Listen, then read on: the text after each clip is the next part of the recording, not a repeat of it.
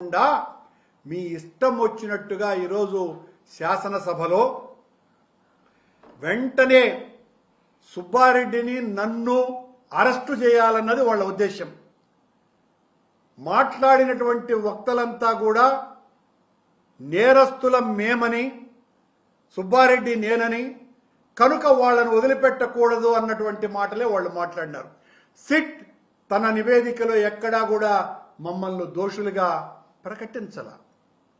మేమేదో సుబ్రహ్మణ్య స్వామి చేత writ petition వేయించినట్టుగా పచ్చి అబద్ధాలు చెప్తున్నారు. సుబ్రహ్మణ్య స్వామి ఎక్కడా చెప్పలేదే, మేమెక్కడా ఓన్ చేసుకోలేదే.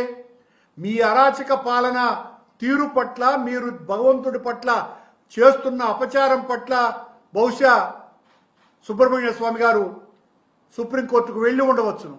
దాన్ని మేమేం ఓన్ చేసుకోవాలా. మీరు మాట్లాడుతున్నారు.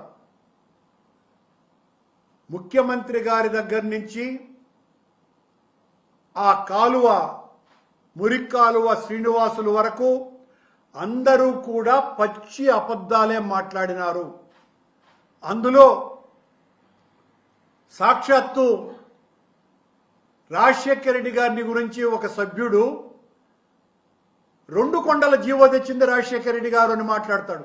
ఆధారాలు చూపరు, వాళ్లకు నోటికి తోచింది మాట్లాడేయటమే. 746, 747 అన్నటువంటి 2007 సంవత్సరం జూన్ నెలలో ఇచ్చినటువంటి జీవోలను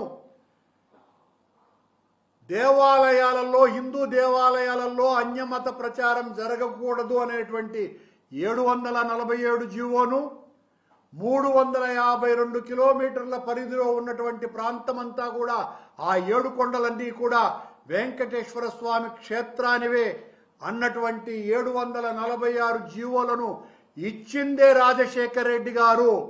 అంత